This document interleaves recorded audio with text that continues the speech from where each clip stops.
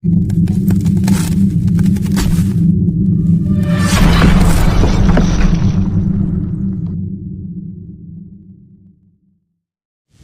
ini merupakan lanjutan kisah saat para dewa berusaha lari dari medan perang dan Resi Narada muncul di sana. Resi Narada berkata, "Senapati Wajrang, beginikah caramu menyambut pembawa pesan perdamaian? Kalian semua dikaruniai hidup yang kekal, lalu apa yang membuat kalian menjadi keras?" Melihat kedatangan Resi Narada, Raja Bali kemudian muncul di sana. Raja Bali berkata, "Salam Resi, maafkan aku, tetapi mereka mencoba mengganggu surga dengan menyamar. Mereka tidak mungkin dipercaya." Resi Sukracarya berkata, "Mereka telah menipu sejak awal." Diti berkata, "Penipu tidak pantas disambut. Mereka harus dihukum." Resi Narada berkata, "Bahkan jika itu adalah musuh, kamu tidak boleh menghakimi mereka. Dan seorang pria setidaknya harus memberi mereka kesempatan untuk mengemukakan pendapat mereka. Setidaknya tanyakan mengapa mereka melakukan itu, dan kemudian putuskan hukumannya."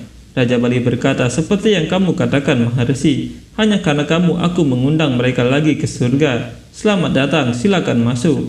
Resi Narada berkata, "Ayo Dewa Raja." Saat itu Winata telah membuat alas dari bulu Garuda, dan orang tua itu merasa nyaman duduk di sana. Winata memperhatikan orang tua itu dan dia melihat cahaya suci dari tubuhnya. Winata bersimpuh dan melipat tangannya sambil berpikir, "Jiwa yang suci, dia pasti orang yang suci." Winata berkata, "Brahmana."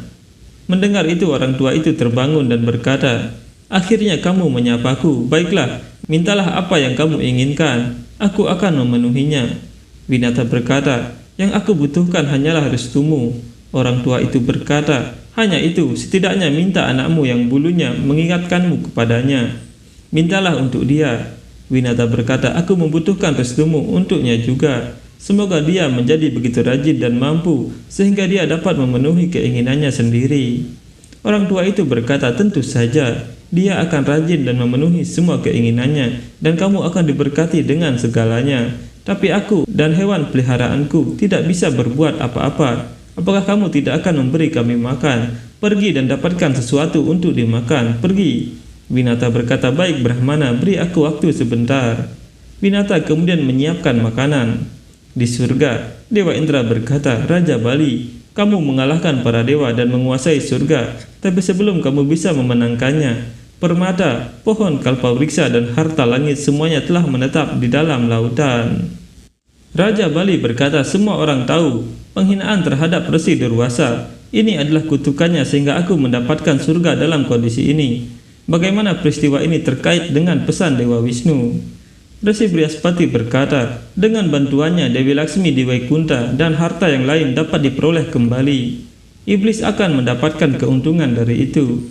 Diti berkata, "Guru Sukracarya ada di sini untuk memikirkan tentang para iblis. Jadi bicaralah langsung ke intinya." Resi Narada berkata, "Samudra Mantana, pengadukan lautan susu. Saat dewa dan iblis mengaduk lautan, kita bisa mendapatkan permata, kemakmuran dan Dewi Laksmi kembali ke alam semesta.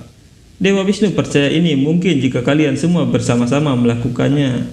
Ini adalah waktu bagi para dewa dan iblis untuk bersatu demi kesejahteraan alam semesta dan mengembalikan kebanggaan surga. Sudah waktunya untuk perjanjian." Wajrang berkata, "Mustahil. Bagaimana itu mungkin Raja? Melakukan perjanjian dengan mereka." Saat itu Garuda menangis dan melihat itu Dewi Laksmi berkata, "Apa yang membuatmu menangis Garuda? Bagaimana dengan suamiku Narayan?" Garuda berkata, "Kamu tahu betul bagaimana dia tanpamu ibu. Dia lelah, dia telah kehilangan kemuliaannya dan dia menjadi tidak berdaya. Ibu, tanpamu dia tidak bisa mengendalikan alam semesta." Dewi Laksmi berkata, "Ini adalah fakta Garuda. Dia bukan apa-apa tanpa aku, begitu juga aku bukan apa-apa tanpa dia. Keberadaan kami tidak ada artinya tanpa satu sama lain." Garuda berkata, "Tapi bagaimana caranya ibu?" Dewi Laksmi berkata, "Bangunlah Garuda." Garuda bangun dan Dewi Laksmi berkata, "Majukan tanganmu Garuda." Garuda memajukan tangannya dan Dewi Laksmi memberinya sebuah lempengan. Dewi Laksmi berkata, "Patahkan itu Garuda." Garuda kemudian mematahkan lempengan itu dan Dewi Laksmi berkata, "Letakkan satu bagian di atas yang lain, lalu perhatikan baik-baik. Apa yang bisa kamu lihat? Apakah mereka terlihat sama?" Garuda berkata, "Tidak, mereka tampak berbeda dan berlawanan." Dewi Laksmi berkata, sekarang gabungkan kedua bagian itu. Garuda menyatukan kedua lempengan itu dan Dewi Laksmi berkata, apa yang kamu lihat? Garuda berkata, mereka terlihat lengkap dan sempurna. Saat itu, Winata memberikan makanan kepada orang tua itu, makanan vegetarian. Orang tua itu berkata, apa ini? Mengapa kamu membawaku ke sini jika kamu ingin memberiku makanan vegetarian? Aku lebih baik di hutan. Winata berkata, apakah kamu seorang non-vegetarian? Orang tua itu berkata, lihat ini, agar aku sehat dan bugar, aku membutuhkan makanan sehat non-vegetarian yang memberiku energi yang sangat besar. Winata berkata, aku minta maaf Brahmana, aku bodoh. Orang tua itu berkata, apa menurutmu bahwa aku tidak berdaya dan kamu dapat melayani apa saja untuk membuatku terkesan? Di istana, Dewi Kadru mendengar suara teriakan dari gubuk Winata dan orang tua itu berkata, aku tahu wanita sepertimu sangat baik. Kamu berpura-pura bodoh meskipun tahu segalanya. Beri makan hewan peliharaanku sekarang. Kadru berpikir, suara seorang pria. Garuda tidak ada. Lalu kenapa ada suara laki-laki dari gubuk Winata? Orang tua itu berkata, beri dia makan sekarang. Winata berkata, baik Brahmana. Winata kemudian pergi untuk menyiapkan makanan untuk anjing. Kadru memanggil putranya dan berkata, aku membutuhkan bantuan kalian. Pergi ke gubuk Winata dan awasi dia. Cari tahu siapa yang bersamanya. Tahtu dan Dumal berkata, baik ibu. Mereka kemudian pergi ke gubuk Winata. Dewi Laksmi berkata, pria dan wanita adalah dua sisi dari mata uang yang sama. Mereka berbeda. Kelemahan seseorang adalah kekuatan orang lain.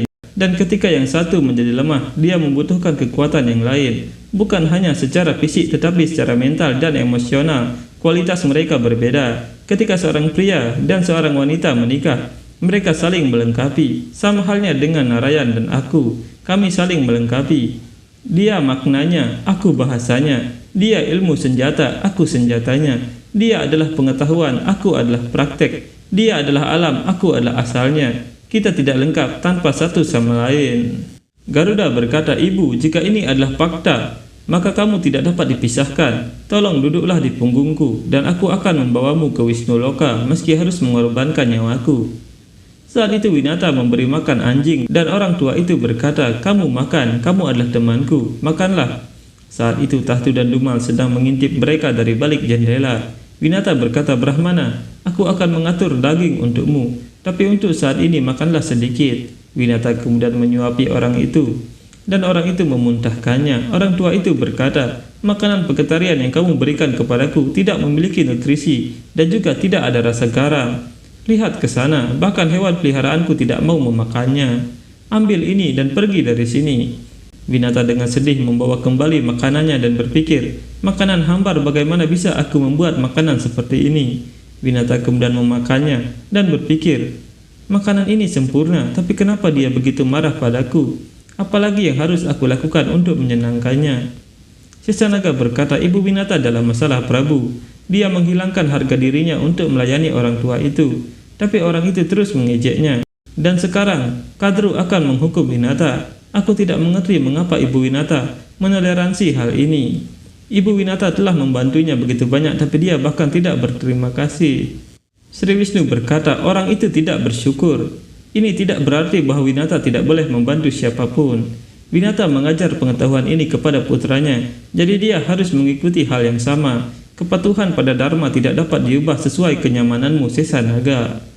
Dewi Laksmi berkata, aturan Dharma sama untuk semua orang, Garuda. Jika Tuhan sendiri tidak mengikuti aturan, bagaimana dia bisa mengharapkan orang lain untuk mengikutinya? Garuda berkata, bahkan Prabu Sri Wisnu mengatakan hal yang sama, ibu. Dewi Laksmi berkata, karena dia tahu bahwa ini adalah aturan.